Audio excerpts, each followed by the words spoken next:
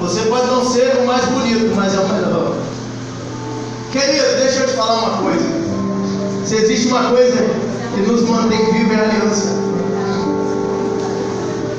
Alguns até quebram, até se perdem no caminho.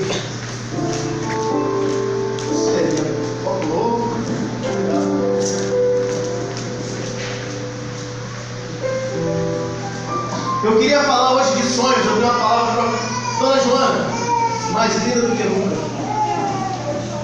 Aliança renovada, tá, Lidó? Deus abençoe a senhora. Só que a senhora está muito então, sabe? Vai embora quando? Vai amanhã? Puxa, ainda nem tem. Antes nem aviso quando a senhora vem, tá vendo? Quem já sonhou aqui? Sonhos.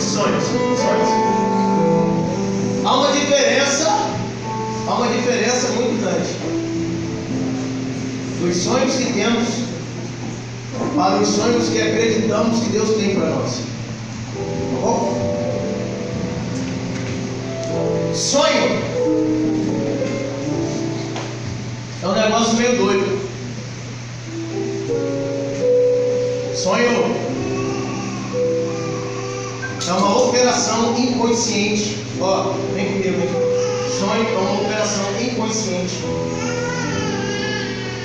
de forma indefinida do nosso intelecto, que se manifesta naturalmente quando dormimos. Isso é sonho. Sonho nada mais é do que uma manifestação inconsciente do homem natural enquanto ele dorme. Aí tem gente que fala assim: pastor, mas eu sonhei essa noite e no sonho Deus falou. Querido, se você sonhou e Deus falou, não é sonho, é visão. E visão é revelação. E eu acredito demais nisso. É porque às vezes a pessoa se perde. Pastor David, eu não sei, Betão, vocês, mas de vez em quando eu nunca tive isso, mas tem gente que diz que se dormir de barriga cheia tem pesadelo e tudo. Isso aí é natural, isso é da carne. Porque quando você deita e Deus fala com você, isso é visão. E o que é visão? Visão é a imagem daquilo que se acredita. Por isso que quando você recebe aquilo, sabe, é tão impactante, Rodrigues, que aquilo te marca. E todos nós, Paula, temos sonhos, todos nós temos projetos, todos nós temos. Gente, ó, se tiver frio, vocês falam, eu sou calorento, estou vendo que o lado de lá tá ligado. O meu tá aqui. Tá, se de repente tiver frio, faz sinal lá que eu já. Mas eu queria que você abrisse a sua Bíblia no livro de Gênesis 41, versículo 50. E hoje nós vamos falar de um rapaz sonhador chamado José. Todo mundo conhece a história de José? Bom, como nem todo mundo respondeu, nós vamos então recapitular a história de José. Capítulo 41 do livro de Gênesis, versículo 50. Ó, a pastora daqui a pouco vai dar os anúncios sobre o encontro, sobre os negócios aí. Amanhã tem para encontro, pastor David? Amanhã tem aí. Semana passada não estava. Como eu viajei, eu não tinha escutado o anúncio da pastora. Eu tinha fechado uma agenda aí, mas amanhã eu estou aí com vocês. Gênesis 41, versículo 50 diz assim: antes de chegar o ano da fome, nasceram a José 2 filhos, que lhe deu a Zenate, filho de Potífera, na cidade de On. Chamou José o primogênito Manassés e disse: Deus me fez esquecer de todo o meu trabalho e toda a casa do meu pai. Ao segundo chamou Efraim e disse: Deus me fez crescer aonde? Na terra da minha aflição. Feche os olhos um pouquinho. Amigo Espírito Santo, tu és aquele que manifesta aos nossos corações a intenção da tua revelação. Fala conosco, abra o nosso entendimento, se manifeste e fique à vontade. Assim nós oramos e agradecemos em nome de Jesus. Amém, queridos? Vamos voltar um pouquinho na história aqui. Nós acabamos de ler a respeito de um rapaz chamado José. Na verdade, aqui ele já não era um rapaz. Aqui ele já é um homem com 30 anos de idade. Mas a sua história começou quando ele tinha 17 anos. Ele era um jovem. E a Bíblia diz que ele, José, cujo significado do seu nome ele acrescenta, era filho de um homem chamado Jacó. Interessante que Jacó era filho de Isaac. Isaac era filho de Abraão. Abraão, pai de multidões. Isaac, sorriso. Depois do pai de multidões sorrir, nasce o enganador, Jacó. Olha que interessante. Um homem com promessa, casado com uma mulher que é uma princesa, significa Sara, tem um filho que se chama Sorriso. E o sorriso gera um engano. Cuidado, querido, nem tudo que te faz sorrir é real para a sua vida. Nem tudo aquilo que te faz sorrir ou que te traz alegria, de fato, é realidade ou propósito de Deus para a sua vida. Mas o sorriso gera alguns filhos. Nós queremos destacar essa noite Jacó. Jacózinho, enganador, mentiroso, trapaceiro. Porém, diz a história que o significado do seu nome, Léo, Aninha, é enganador, trapaceiro, usurpador. Interessante que quando ele estava na barriguinha, presbítero Saulo, ele veio tampado no calcanhar do seu irmão Esaú. E algum significado do nome dele diz: aquele que agarra o calcanhar do irmão. Mas como nós somos pessoas de boa índole, nós não conseguimos olhar para o irmão e ver o mal, nós vamos levar para outra interpretação. Jacó, aquele que agarra as oportunidades. Precisamos aprender a agarrar as oportunidades e não agarrar o calcanhar do irmão a ponto de travá-lo, a ponto de puxá-lo para baixo, porque todos nós um dia teremos a nossa. Você não precisa se preocupar, na hora certa, no momento certo, Deus te colocará no lugar exato sem que você precise agarrar no calcanhar de ninguém. Agarre as oportunidades. Interessante que Jacó conheceu Raquel lá no poço. Raquel, ovelha, mansa, tranquila. Bom se toda mulher fosse Raquel, né? Diz a história que ele foi lá na casa de Labão. Labão significa limpo, um cara branco, puro. E ele chegou e falou assim: olha, contou a história dele, da história, que vai de morrer, blá, blá, blá, blá. E aí, Labão falou assim: olha, trabalha aí para nós. E o que você quiser, eu te pago. Ele falou assim: olha, eu queria Raquelzinha. Dá Raquel para mim, ovelhinha, cheirosa, mansa. O homem não quer uma mulher mansa, a minha é brava pra caramba. Eu nem procurei saber o significado de Daniel, porque eu acho que Daniel significa osso. Tá por aí, não.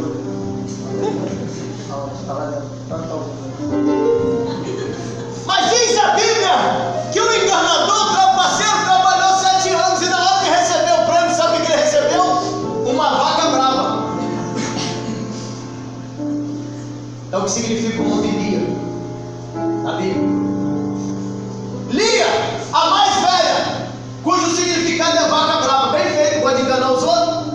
Vai lá trabalhar achando que vai ganhar uma ovelhinha e ganhar uma vaca brava. Tu deve ter levado cabeçada, meu filho. Cabeçada e coisa. Aí ele se sentiu, sabe como? Injustiçado. Pô, com ela, bom. Meu irmão, você é puro, você é limpo. Trabalhei com uma ovelha e ganhei uma vaca brava, meu irmão. Falou assim: ó, trabalho mais sexo que eu te dou ela. Só que antes do prazo, ele agiu correto. E ele ganhou a Raquel, ganhou a ovelhinha. E daí, queridos? A história conta que Raquel não tinha como dar filho. E aí foi toda uma história.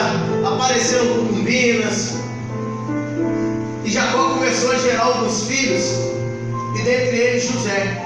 José de fato foi o queridinho de Jacó. Porque quando José nasceu, na verdade, já não era mais Jacó, era Israel.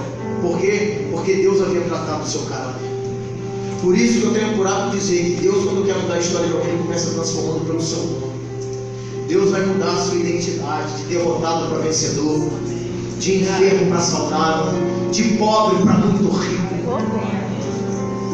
de frio para cheio da unção. Deus vai mudar a sua história, viu? Deus vai mudar a sua história. E diz a Bíblia que quando tinha 17 anos, um jovem chamado José, filho de Jacó, perdão, de Israel, cujo nome ele acrescenta, teve um sonho, mas não aquele sonho que às vezes temos de barriga cheia, não aquele inconsciente do nosso intelectual imperfeito, mas sonho, visão, imagem daquilo que se acredita, revelação de Deus, aonde um feixe, depende da sua tradução, estava em pé e 11 se inclinavam reverenciando. Diz a história que os seus irmãos ficaram revoltados. Gente, quando nós falamos dos sonhos de José e dos seus irmãos, a primeira coisa que a gente tem vontade de fazer é dar um arquilote no irmão de José, um mata-leão no outro, sim ou não?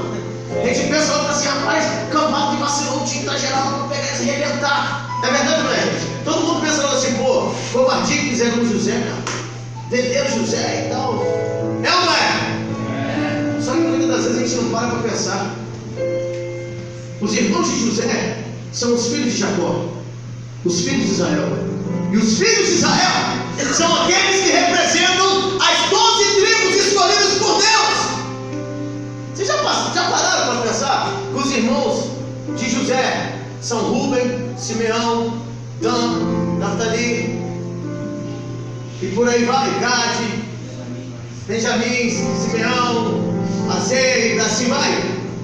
Porque quando fala dos sonhos, a gente só vê a covardia que foi feita, mas ninguém pensa assim, poxa, os demais também tinham um propósito. É porque na nossa vida é assim, a gente só consegue enxergar o que é ruim.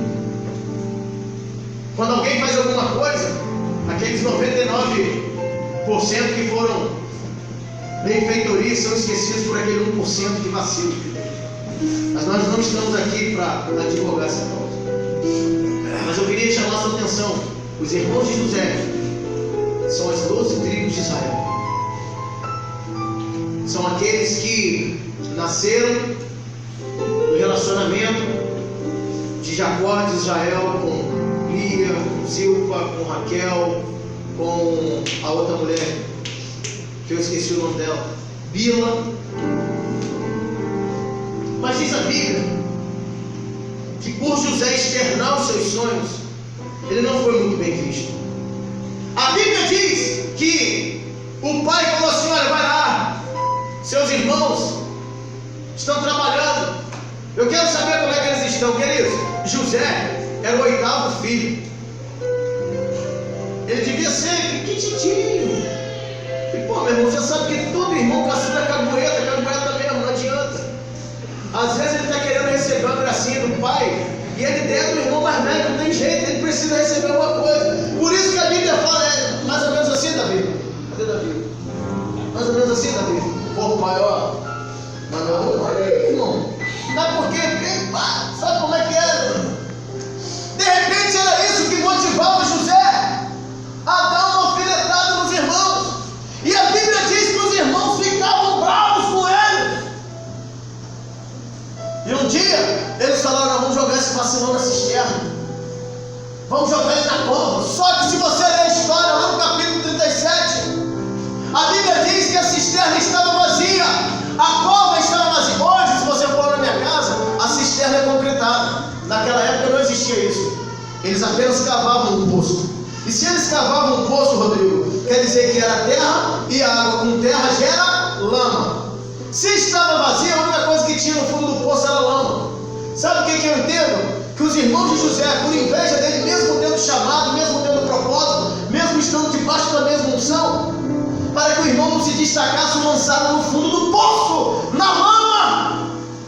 Mas existem momentos que é melhor você ser lançado na lama a você cair no fundo do poço, no poço de água, e você morrer afogado com a própria água. Eu vou traduzir. É melhor que você caia com a cara na lama para refletir naquilo que você fez, a você se morrer afogado nas próprias águas do seu orgulho, da sua vaidade, da sua presunção, da sua prepotência. É por isso que tem muita gente caindo na lama, porque ainda assim a lama amortece. E lama representa a oportunidade de Deus para você voltar à tona. Ai meu Deus, eu estou no fundo do poço, que bom! No fundo do poço ainda tem salvação. És o Rei da Glória. Esse silêncio me diz que vocês querem ouvir, posso falar? E diz a história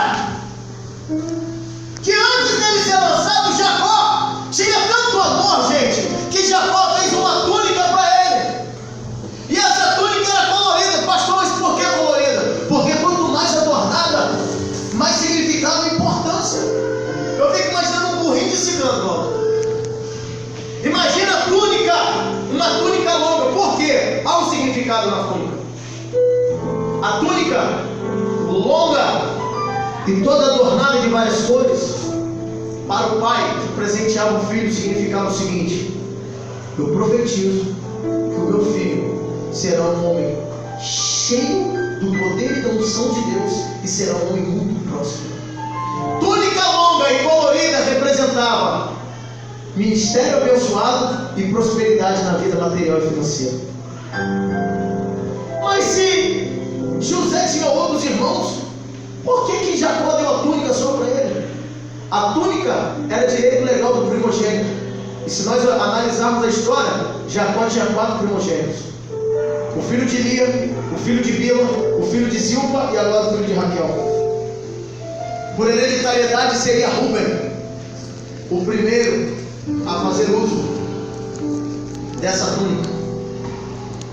Mas diz a história que José era tão amado. Por quê? Porque José, ele era filho da mulher a quem Israel amava. Por isso ele recebeu a túnica. Mas quando ele foi lançado na cisterna, seus irmãos arrancaram-lhe a túnica. Quantas pessoas têm arrancado de você aquilo que representa a sua identidade? E túnica, nessa época aqui, representava identidade, aquilo que você é. A sua roupa representava o nível de influência que você tinha. Eu vou usar o termo tem, tá bom? Vou trazer para a atualidade. É porque se depender de roupa, eu estou dentro d'água, né? Mas, naquela época, a túnica representava a identidade, o perfil, o caráter.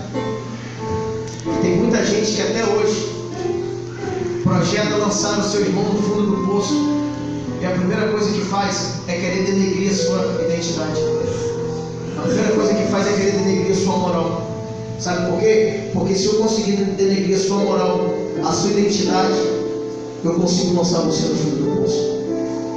Então, querido, não se tenha por coitadinho, não. Porque isso aí, ó, é desde milênios atrás. Você acha que você é o único? Nem o primeiro nem será o último. Jogaram José, o sonhador, na verdade, aquele que recebia visões de Deus, lá no fundo do poço. Mas aí vieram os midianitas, os ismaelitas. Midian é aquele povo que gostava de briga, de contenda. Os ismaelitas, gente, eles eram filhos de quem? Filhos do povo de Deus. Ismael, irmão de Isaac, teu irmão, e agora inimigo do povo de Deus. Vocês estão conseguindo entender? Gente, olha só, se você está passando dificuldade no meio do teu povo, no teu arraial, é deles mesmo que vai vir. O teu amigo sabe o que você veste, o que você pode comer, onde você está, o que você faz. Por isso ele tem uma probabilidade maior de te trair. Quem não te conhece vai ter medo de levar um socão no meio do olho, rapaz. E ainda mais você com essa cara feia, nossa, esse cara é bravo pra caramba. Eu, por exemplo, sou pequenininho. Questão de sobrevivência, eu tinha que ser bravo. Mesmo que eu não mordesse, eu tinha que ser bravo. E diz que todo pequenininho invocado, então eu tenho que ser invocado, porque tamanho eu não tenho. E sempre andei com um cara maior que eu. Quando a parada esquentava, meu filho, ó, chama os amigos. Só que tinha amigo que corria e tava. A Bíblia diz que veio os israelitas e os próprios irmãos falaram assim: rapaz, vende ele. Vende.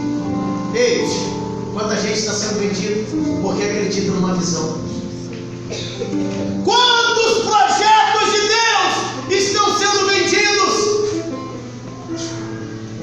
por pessoas que caminham ombro a ombro? Sabe por quê? Recalque. Deus deu a visão para você, não foi para ele. Tiraram ele dali, venderam ele. Só que é o seguinte: quando o cara era vendido como escravo, ele recebia uma outra túnica, a túnica de escravo. Ele já não usava mais aquela veste real, ele agora usava uma veste de escravo. E aí diz a história que o escravo foi parar na casa de Potifar. Sabe o que aconteceu? Caiu na graça, porque a história diz que em todo tempo Deus era com José. Em todo tempo Deus acrescentava graça a José. E quando ele chega na casa de Potifar, ele cai na graça. Cai tanto na graça a ponto da mulher de Potifar tentar seduzi-lo. E ele, numa fuga desesperada, perdeu o quê? A túnica. Quando você perde a túnica, a sua vergonha fica exposta, porque você fica nu. E existem situações que são particulares e deixam de ser particulares e se tornam escárnio público, porque você foi exposto. Quantos têm sido expostos por causa de amigos, irmãos que não compartilham da mesma visão, que não têm o mesmo nível de revelação que você, e por isso preferem despir a sua moral, o seu caráter, a sua integridade, porque eles não conseguiram ainda entender o que Deus tem para você. Mas a Bíblia diz que em todo tempo Deus era com José. José fugiu. Daqui a pouco José bateu aonde? Na mão de Faraó. Deu mole. Foi preso. Agora está o cara lascado na preso. Toma aqui, José, uma túnica de prisioneiro. Só que em todo tempo Deus era com José. E diz a Bíblia que um dia José consegue discernir o sonho de Deus na vida do copeiro e do padeiro. E José falou assim: ó, copeiro, presta atenção, você vai voltar lá, e quando voltar, pô, fala pro homem que foi eu que te dei esse discernimento, essa revelação. Pô, lembra de mim aí. Cara, 2 anos José foi esquecido, porque o copeiro saiu, mas esqueceu dele. Querido, se você foi esquecido, não se preocupe não. Em todo tempo Deus era com José. Aleluia. Em todo tempo Deus era com José. Em todo tempo Deus é contigo na tua caminhada. Amém. Mas um belo dia o próprio Faraó sonhou, e não houve pessoa sábia no reinado que tivesse o nível de unção de José. E quem foi lembrado? José. Querido, Deus vai lembrar de você na hora certa, no momento exato. Aquilo que você considera tempo, Deus considera tratamento. Diz a Bíblia que José vai lá e revela os sonhos de Faraó. Tem noção do que aconteceu com José? Faraó falou assim: aí, gostei. Mas José, temos uma aliança, Zé. Sabe por quê? Aqui, ó, no anel seu, o anel é autoridade. Diz a Bíblia que Faraó tirou o anel, botou na mão de José, troca a roupa desse cara agora. Sabe o que é isso? A túnica da vergonha sendo trocada pela túnica da honra. Essa noite Deus trocará a sua túnica nesse lugar. A túnica da vergonha será trocada pela túnica da honra. E muito além, quando ele falou assim: olha, troca a túnica dele, porque a partir de hoje ele só não será maior do que eu aqui no trono, mas ele vai ser governador disso tudo. Eu vou profetizar. Levanta. Eu profetizo que essa noite Deus trocará a túnica da vergonha da sua vida. A túnica da humilhação será substituída pela túnica da honra. De perdedor, de escravo, de vendido, de indesejado. Deus te colocará numa posição de governo sobre essa geração.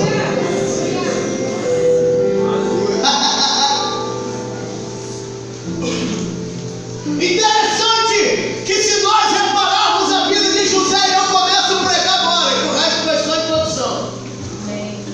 Agora eu prego. Rapaz, é porque essa cruz de baixo aqui está meio zoada, não vou mandar tirar esse negócio que eu não pergunto. Não? A pastora já olhou lá e me ensinou. Vai rasgar. Eu preciso pregar. Está me atrapalhando. Vamos embora, se rasgar, pô. A oração contrária.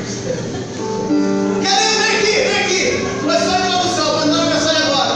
Quando eu e você olhamos para a vida de José, para as suas experiências e traumas e derrotas, presbítero Xande, quando nós olhamos para as situações adversas de José, a primeira coisa que a gente pensa é o seguinte: esse menino Crislândia será derrotado, fracassado e frustrado. Mas quando você olha e busca a visão de Deus, o propósito de Deus para a vida de José, sabe o que acontece? Ao contrário de fracasso, derrota, angústia, mágoa, você vê um coração isento de ressentimentos, um coração guardado, blindado da mágoa, do rancor, porque ele entendeu que tudo aquilo que ele passou, tudo aquilo que ele viveu, não era um simples sonho do inconsciente enquanto descansava o seu corpo físico, mas era um projeto de Deus já estabelecido e determinado para a sua vida. 13 anos de sofrimento, porque quando tudo isso aconteceu, José tinha 17. Quando nós lemos aqui no texto, no capítulo 41, antes de chegar o tempo da fome, a minha Bíblia diz que 13 anos José foi provado por Deus, sabe onde? No Egito. E Egito significa terra de escuridão, terra negra.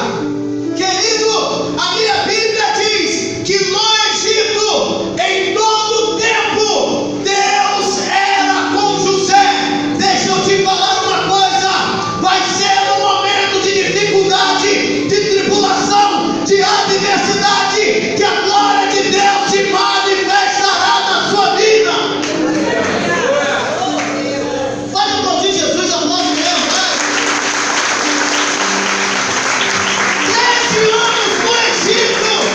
Camille, não foi no lugar de bonança, Silas, foi no Egito. Mas sabe por quê? E aí vem a revelação. Porque tudo que acontecia com José, Dani, José não enxergava intervenção humana, José entendia propósito de Deus.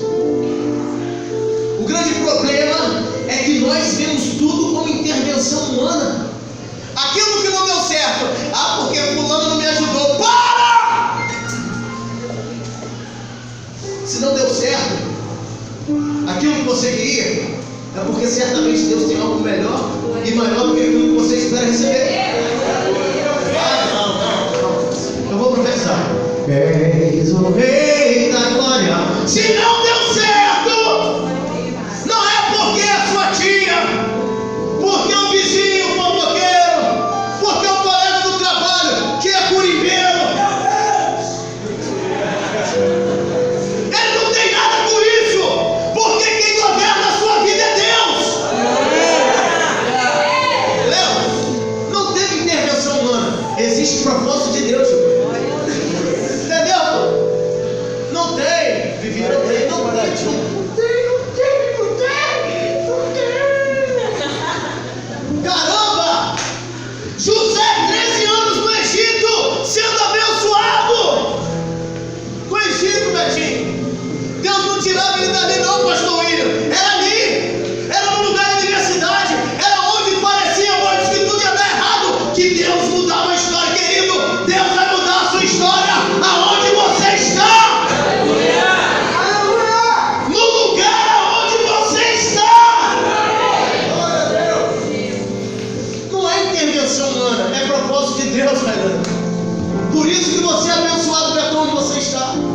Bárbara, não é no Egito.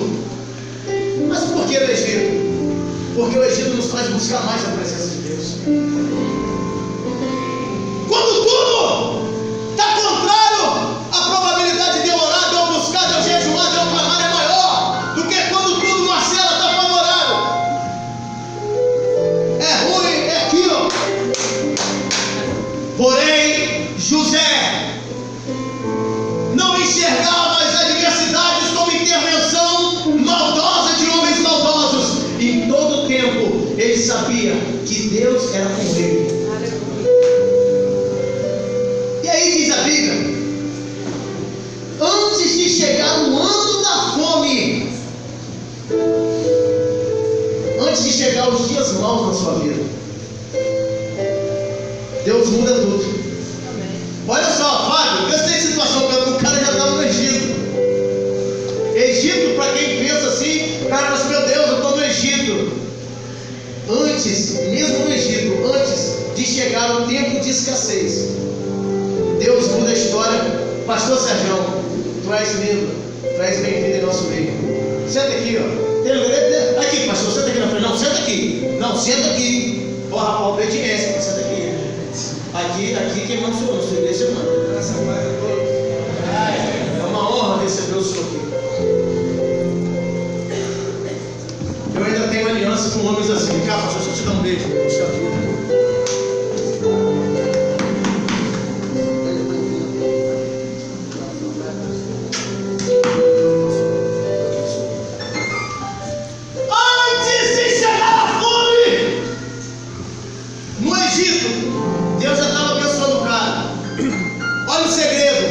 Diz a Bíblia que no ano da fome nasceu a José 2 filhos.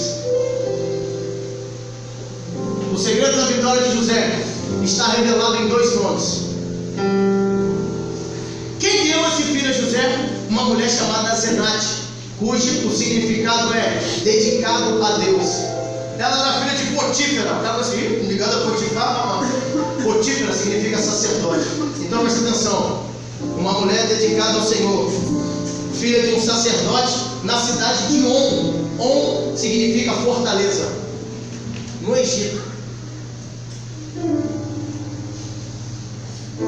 Uma mulher dedicada a Deus, filha de um sacerdote que habitava na fortaleza, deu de presente para José as 2 maiores revelações de Deus. Um filho chamado Manassés, cujo significado é aquele que me faz esquecer. O primogênito. E o segundo chamava-se Efraim. Dupla honra ou dupla fertilidade. Hoje, muitos Joséis como nós aqui não vemos a coisa acontecer porque a gente só consegue enxergar a nossa limitação humana. Não conseguimos entender que as mãos de Deus nos favorecem. E quando as coisas acontecem que não dá certo para nós, Emmanuel, a primeira coisa que acontece é o meu coração ficar rancoroso, vingativo, magoado, ferido, triste. E quando isso acontece, o sentimento de vingança toma de tal forma que eu esqueço que tudo aquilo que eu tenho passado, mesmo que seja ruim, é permissão de Deus para que o meu caráter seja forjado no Egito, porque será no Egito que Deus nos tornará governador sobre toda essa geração. Não adianta que ninguém vai governar no palácio, porque o palácio tem dono, o palácio é do rei. Deus chamou a nossa geração para governar aí, no Egito. Quando você vai chegar lá? Quando você entender que tudo aquilo que você vive, por mais sofrido que seja, é permissão de Deus para que você cresça. Diz a Bíblia que antes de chegar na fome, se você olhar para José, querido, e para os filhos de José, você vai ver que quando José rompeu tudo o que Deus tinha proposto para ele alcançou o lugar de honra. Tem gente que quer alcançar o lugar de honra sem passar por aquilo que Deus propôs. Deus é Deus de princípios, Deus não quebra princípios. Deus só vai honrar você a partir do momento que você viver tudo aquilo que Ele tem para você. Pastor, mas eu não estou conseguindo ver a minha vitória, o meu sucesso. Ei, será que você não fugiu do Egito? Será que você não buscou um jeitinho de sair da prisão? José só chegou à posição de governador porque ele entendeu que tudo aquilo que ele estava vivendo era um propósito de Deus, para Deus o colocar no lugar onde Deus queria colocá-lo. Então, depois que Deus cumpriu na vida de José tudo aquilo que ele, Deus, havia proposto, aí então José começou a desfrutar dos seus próprios desejos. E a primeira coisa, Deus falou assim: eu vou te presentear com um filho, e esse filho há de se chamar Manassés, aquele que te fará esquecer da família do seu pai e do seu trabalho. Por que da família do pai? Porque foi o lugar onde ele foi vendido, foi o lugar onde ele foi escarnecido, foi o lugar onde ele sofreu, onde ele apanhou, ele foi vendido. Querido, o segredo da vitória: Deus te fará crescer no esquecimento. Esqueça tudo aquilo que te faz mal. Esqueça todos aqueles que um dia se levantaram contra você. Esqueça todos aqueles que um dia apontaram para você. Pare de se lamentar pelo tempo que já passou. Porque hoje, através da sua vida espiritual, no seu útero espiritual, no seu ventre espiritual, Deus gerará o sentimento de Manassés, aquele que te fará esquecer tudo aquilo que um dia te impediu de entrar no centro da vontade de Deus. Interessante que José entendeu que Deus era com ele em todo o tempo. Eu anotei aqui, eu vou ler uma coisa para vocês no livro de Provérbios. Não precisa ler não, só para nós ganharmos tempo. Provérbios capítulo 3. Tem hora que esse provérbio some da minha Bíblia. Que penso. Tem um livro difícil de achar aqui. Só para você entender, Provérbios capítulo 3, eu vou ler aqui para você. Olha o que diz. Provérbios 3, versículo 5. Confia no Senhor de todo o teu coração e não te firmes no teu próprio entendimento. Confie no Senhor de todo o teu coração e não te firmes no teu próprio entendimento. Não é você, não é o seu intelecto, não é a sua influência, não são os seus bens, não é a sua posição social. Confie no Senhor. Confie no Senhor. Confie no Senhor. Eu vou repetir o que eu sempre digo aqui: a nobreza não consiste naquilo que temos e possuímos, consiste naquilo que somos. Confie no Senhor de todo o seu entendimento.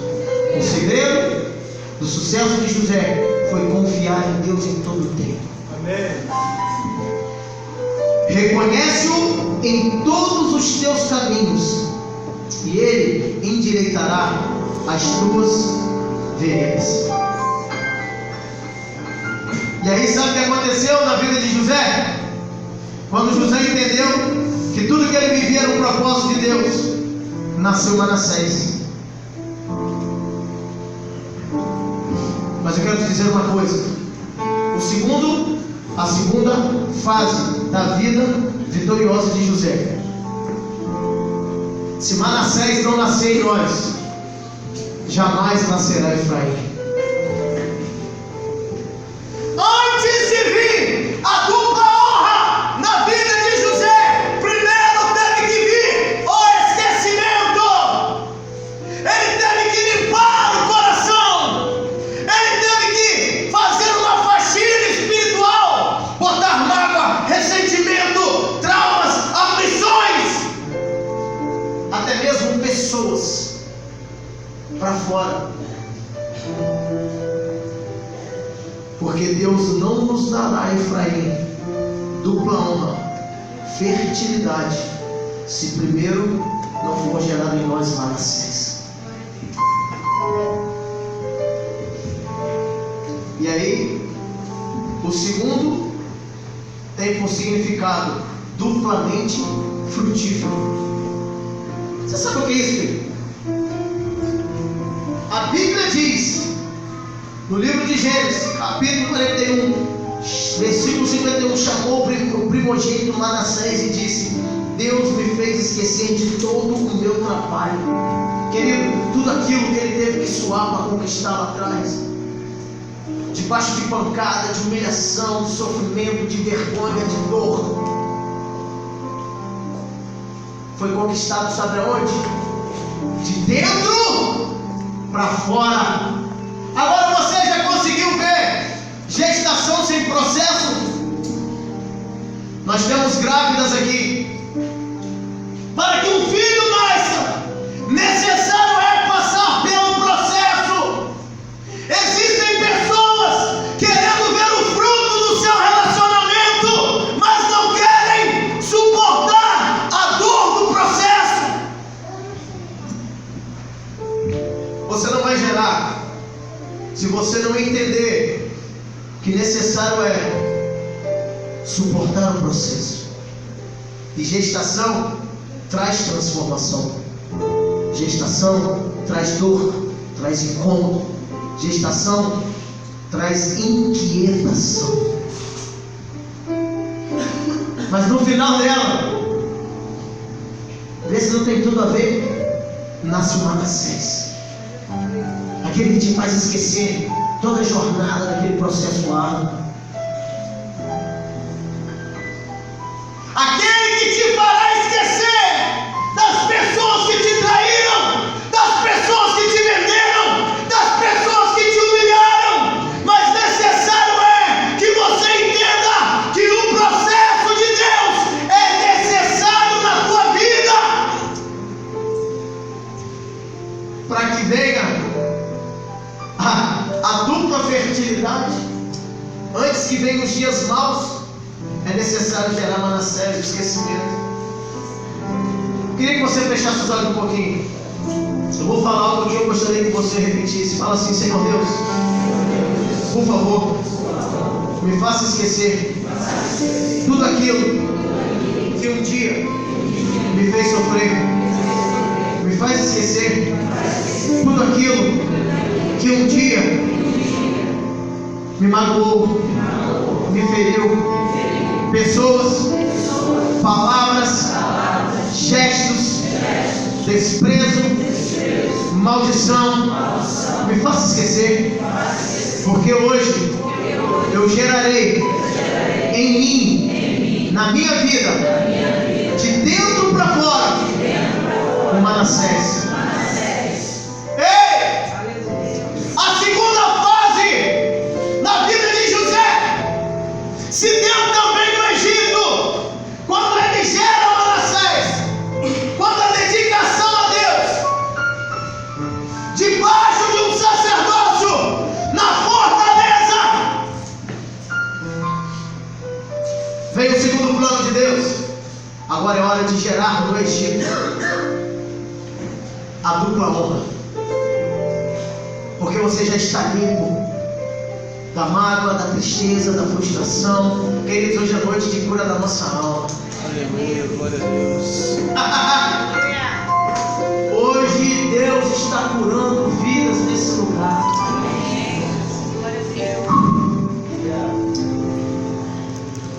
Hoje é noite que Deus vai impulsionar você a sair daqui e dar um abraço naquele teu pai, naquela tua mãe, naquele teu irmão que te feriu. Pastor, não tem como dar um abraço mais dói e falar assim: cara, eu te perdoo.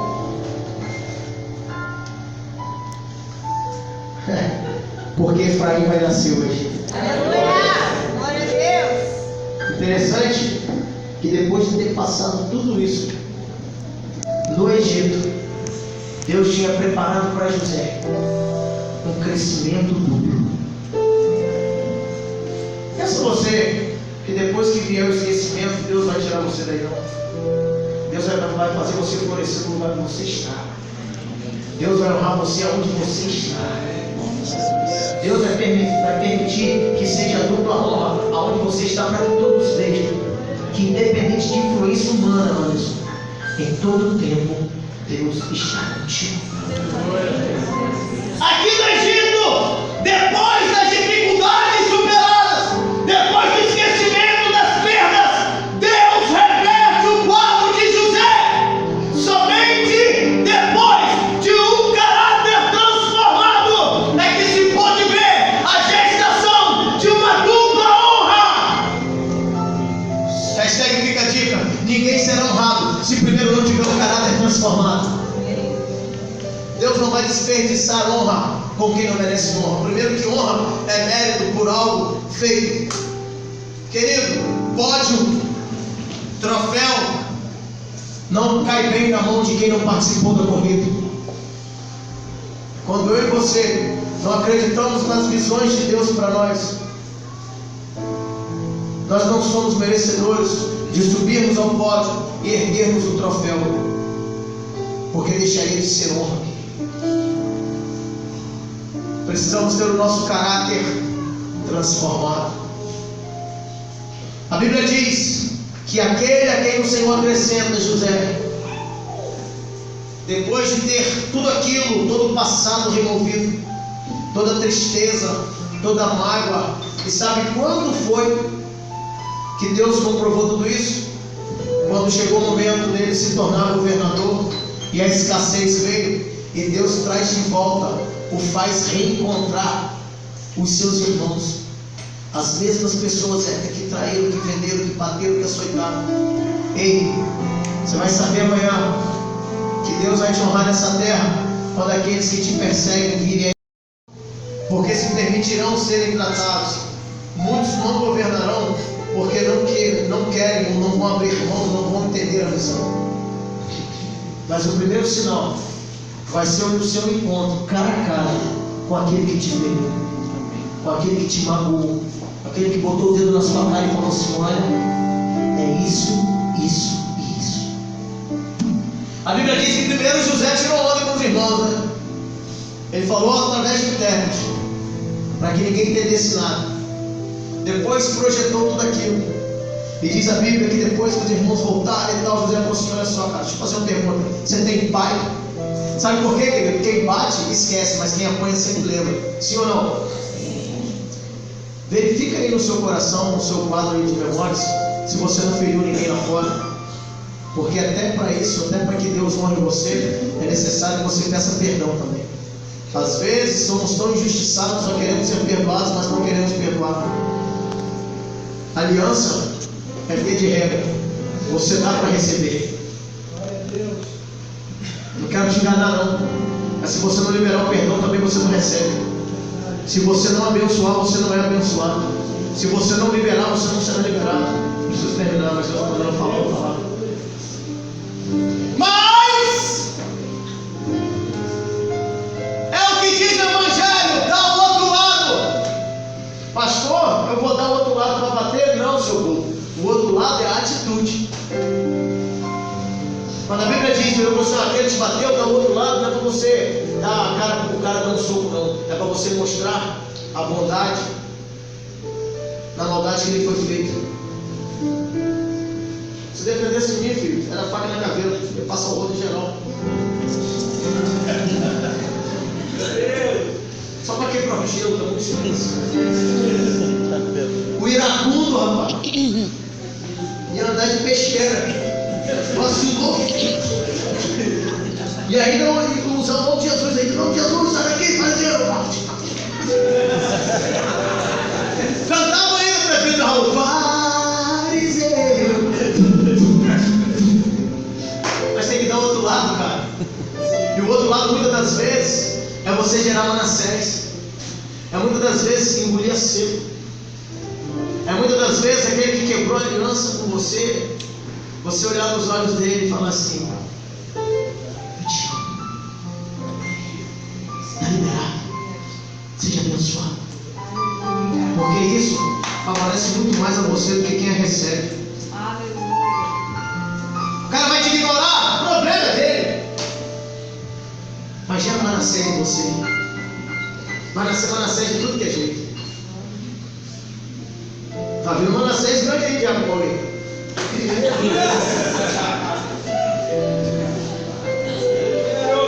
Eu preciso terminar. Só que é o seguinte: depois de tudo isso ter sido superado na vida de José, Deus preparou, falou assim: agora eu quero ver você, está pronto. Chamou os irmãos dele vieram. Ele falou assim: olha, eu queria saber se você tem pai. Não, nós somos 12 filhos de um pai, um homem íntegro, reto. Porém, um dos nossos irmãos já não está mais entre nós. Há um mais novo que está com o nosso pai. Traz lá, eu quero ele aqui. Traz ele aqui. Sabe por quê? Porque José sabia que era Benjamim, o único irmão que ele tinha da própria mãe. Caramba, meu irmão. Eu quero dizer para você que ainda existem irmãos legítimos. Aleluia. És o Rei da glória, teu trono não te separou de mim, teu sangue eternizou. Deus pegou o traído, o rejeitado, o esculachado e transformou em governador ali na frente de todo mundo. Nós falando aqui, eu vou te honrar aqui, ó, mexido, cara. Querido, sabe por que você sofre tanto? Sabe por que você geme tanto, passa tanto momento? É porque você está gerando o milagre que você precisa gerado dentro de você. Manassés vai nascer aí, ó. Aleluia. E aí vem as pessoas que traíram. Imagina se José pensa assim: ô, meu pai de cabrão, guardar essas pestes. Não! Manassés havia sido gerado. E quando eles vieram, ele olhou para os irmãos e falou assim: eu vou ter que confessar, vou ter que falar que sou eu. Não tem como, eu vou ter que abrir o verbo. Pode, eu vou ter que abrir o verbo. E aí ele foi para o canto e chorou. Sabe, querido? É no cantinho, no seu lugar de intimidade que você chora. Chora, grita, dá soco, se bate. Sabe por quê? Porque o Deus que te vê no oculto, Ele vai te responder. Tu és o Deus que me vê no oculto. O Deus que vê no oculto, no secreto, estava com José e Ele está com você em todo tempo. José correu para o barco ao termino. Chorou e voltou. E aí ele falou para os irmãos: olha só, aí galera, chorando. Eu sou Zé. Eu sou Zezinho. A galera olhando para ele, cara, com 10 reais. Anelzão na mão, no naipe. Galera, eu sou Zé, cara. Me abraça aqui. A Bíblia diz que ele abraçou Benjamim, mas ele beijava, chorava. O pai primeiro passou mal, não acreditou.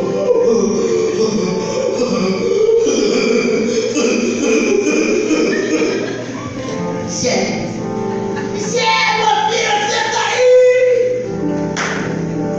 Cara, o pai, quando te vê superando as dificuldades, ele sorri com você. Faça Jesus sorrir hoje. A Bíblia diz que ele teve que abrir e falar: olha, sou eu sou José, mas não se preocupem, não foi por causa de vocês que eu fui jogado na cisterna, não foi por causa de vocês que eu fui preso, não foi por causa de vocês que eu fui lançado na escravidão, não foram vocês que me fizeram fugir, foi projeto de Deus para que hoje eu estivesse aqui e salvasse vocês. Sabe por que você passa por tanta coisa?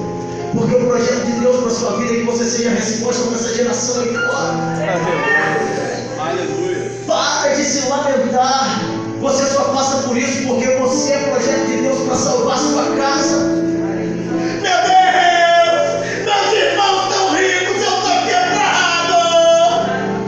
Deus te fará florescer no Egito e os seus irmãos comerão a mesa, porque Deus é com você em todo o tempo.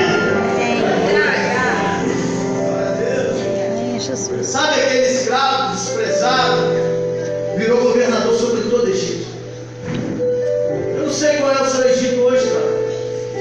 Eu só sei que Deus vai te fazer governar sobre ele. As pessoas dependerão do alimento que você vai dar.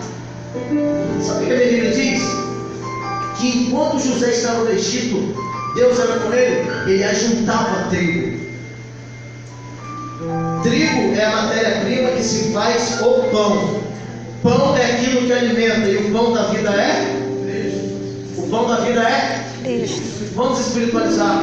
O tempo todo encarcerado, o tempo todo vendido, o tempo todo traído, o tempo todo em todas as situações. José arrecadava, sabe o que? Relacionamento, intimidade. E quando os famintos vieram até ele, tinha do que alimentá-los. Tem muita gente ao nosso lado morrendo de fome porque nós estamos vazios também. Mas por que estamos vazios? Porque os nossos corações estão cheios de nós mesmos. Os nossos corações estão cheios de nossas marcas pessoais, de rancores, de questões pessoais. E aí nós não conseguimos gerar Manassés porque nos tornamos estéreis. Mas quando o nosso coração é liberado, quando a sujeira sai, a gente só vai juntando trigo. E quando aqueles que estão padecendo de fome se aproximam de nós, aí a experiência que tivemos no Egito, e foi esse o propósito de Deus, porque José, ele soube avaliar a necessidade do povo, porque ele viveu lá. Que autenticidade você vai ter para pregar para alguém se você não viver? Quando eu falo que a nossa vida é a nossa voz, é porque aquilo que fazemos tem mais peso do que aquilo que falamos. Eu tenho falado para os meninos aí, ó, faça o que eu faço, não somente o que eu digo. Tem muito filho andando fora do caminho porque o pai só quer ensinar o caminho, mas não vive novo. Não, meu filho, vai, mas ele mesmo. E aí o filho um dia vai falar assim: ah, pai, você não vai também no corpo. Hoje, Miguel fez alguma coisa em casa, que eu não lembro, aí Daniel foi chamou a atenção dele e falou assim: ah, meu pai faz. Eu pensei, vou dar um socão. Mas a mãe pediu que não ouviu, eu também não me manifestei mais. Mas não foi nada ruim, não. Uma coisa que ele fez lá, que Daniel disse: Miguel, eu falo, meu pai, para. Não sei se ele pulou, alguma coisa que ele fez lá em cima do sofá, né? Miguel, ó, meu pai, quando você estava viajando, fez. Eu falei: Mas aí eu falei: vou ver pela intensidade da voz agora, né? Como assim, calou? Eu não sou bobo de ninguém, não futuquei, querido. Não futuca o nosso tubaracô. Aprende. Quando eu não se manifestou, eu também não vou falar nada. Vou ficar de boa aqui, mas de quando que. Sabe por quê, queridos? Você vai precisar adquirir algumas experiências, porque pessoas virão até você. E quando a fome chegou no Egito, as pessoas vieram se alimentar, sabe na mão de quem? Sabe quem tinha autoridade e o poder de alimentá-los? José. Pessoas virão até você em busca de alimento. Mas que autenticidade você terá se você não tiver experiência? Eu posso falar de aliança, porque eu vivo aliança. Graças a Deus nunca quebrei. Mas ainda existem aqueles que falam, mas eu nunca quebrei. Já fui traído, nunca traí. Mas o grande problema de você viver perto de pessoas que não vivem o mesmo nível de visão e relacionamento que você, faz com que as pessoas tenham você por traidor, tenham você por sonhador, a ponto de fazerem com você o que foi feito com José. Eu tenho autenticidade para pregar essa palavra, porque eu vivi isso. Mas eu tenho pastores que são amigos, que me conhecem há muitos anos, como está aqui o pastor Sérgio, foi meu aluno no seminário. Hoje eu tenho a honra de estar caminhando com ele junto. O senhor não, pastor Sérgio? Amém. Caminhou junto comigo lá no centro de reabilitação e me ajudou muito. Só pode falar quem tem autenticidade. Tem muita gente vendendo aquilo que não conhece. Mas eu preciso terminar. A Bíblia diz que José então se revelou para os irmãos. E aí Jacó chegou para ele e falou assim: meu filho, eu não imaginava que eu fosse ver você novamente. Vem cá. Eu preciso conhecer os teus filhos. E diz a Bíblia que José pegou Manassés de um lado e Efraim do outro e levou até o pai. Diz a Bíblia que Jacó fez assim para ele: olha, o meu Deus disse que me daria por herança perpétua essa terra. O Deus do meu pai e do meu avô, ou seja, o Deus de Abraão e o Deus de Isaac, o Deus do pai de multidões, o Deus da alegria e o meu pai.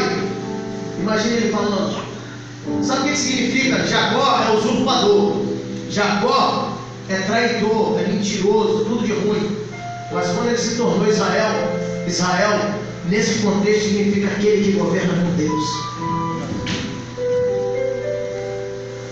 A partir de hoje você se chamará Israel. E você gerará, através da sua vida, José, Manassés, Efraim. Diz a Bíblia que ele pega um do lado direito, outro do lado esquerdo, e saiu em direção ao pai. A minha Bíblia diz que Jacó, agora Israel, ele fez assim, ó, levou a mão direita, porque ao lado esquerdo de Israel estava Efraim, de frente assim, agora nós vamos ver o pastor aqui, ó. Do lado esquerdo estava, vem cá, presbítero Saulo, fica em pé aqui, em frente para mim. Fica em pé aqui, pastor Sérgio. Dá a mão, vem cá, Mateus. Dá a mão, Saulo. Dá a mão, Mateus. Isso aqui foi o que José fez. Jacó pediu, Israel pediu. Aquele que governa com Deus falou assim: filho, eu quero conhecer os teus filhos.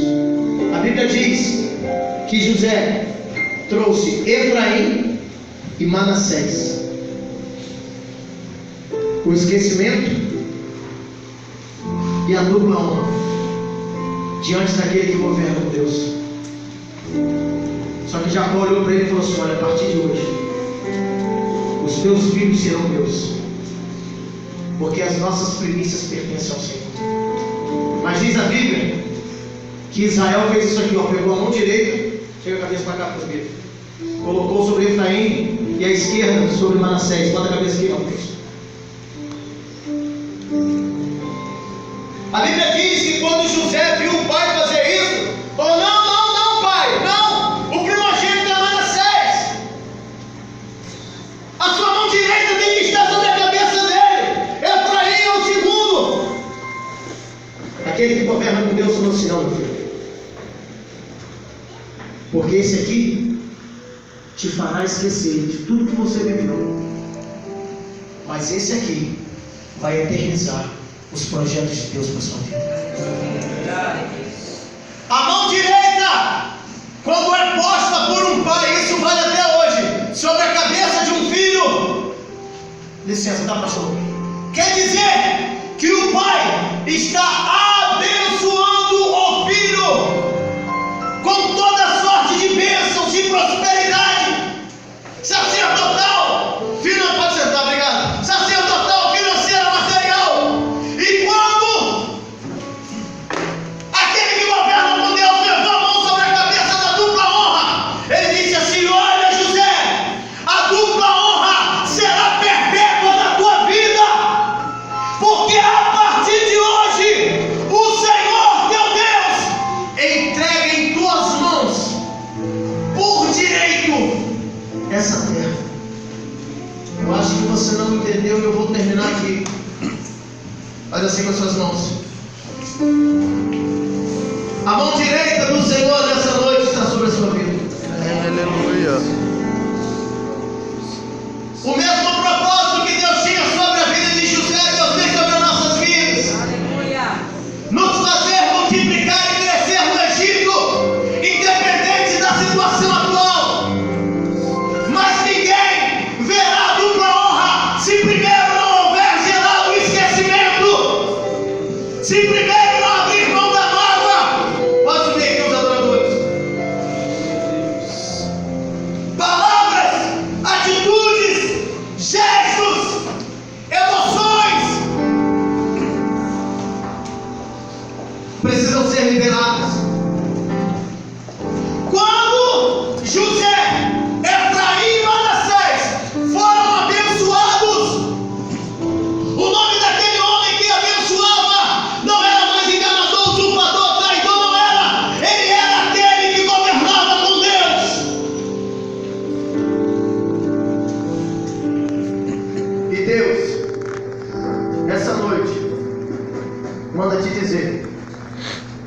que Ele dará essa geração por herança perpétua a você. Mas necessário é que seja liberado de dentro para fora o perdão, que seja liberado o amor, que nós possamos gerar Manassés. O crescimento acontecerá gradativamente com o esquecimento. Se hoje você não vê aquilo que gostaria de ver, existem duas vertentes: ou você está fora do propósito de Deus para a sua vida,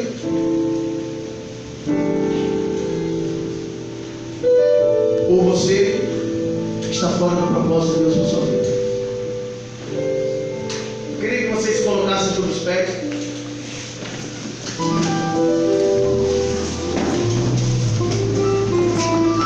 José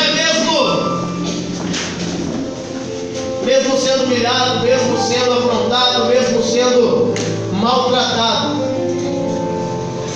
ele soube entender que tudo aquilo que ele viveu era propósito de Deus e não influência do homem para a sua vida.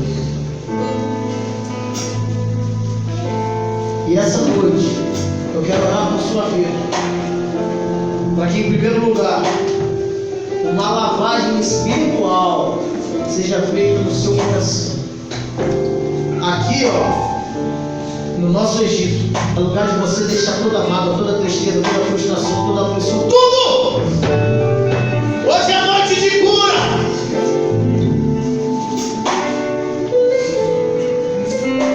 Porque vai nascer Efraim na sua vida. Diabo, Paulinho, era para vocês serem mais espertos, né, cara?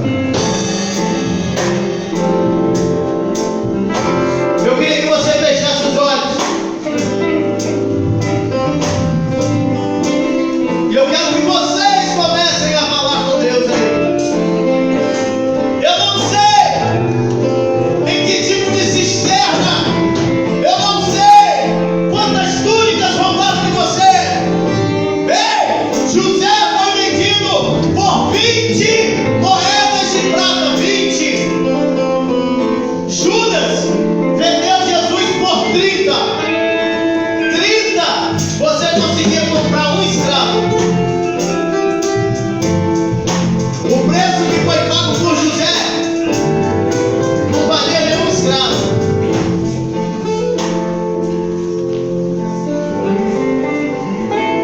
Eu não sei o preço que colocaram na sua vida,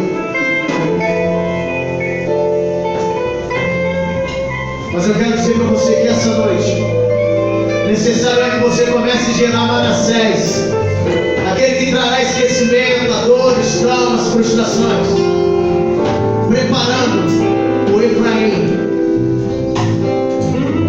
E esse é o grande problema. Nós esperamos que a pessoa ore por nós. Ei, Deus era com José em todo o tempo. Não tinha pastor para orar por você, não tinha os irmãos de José para orar por José, e você vai orar por você.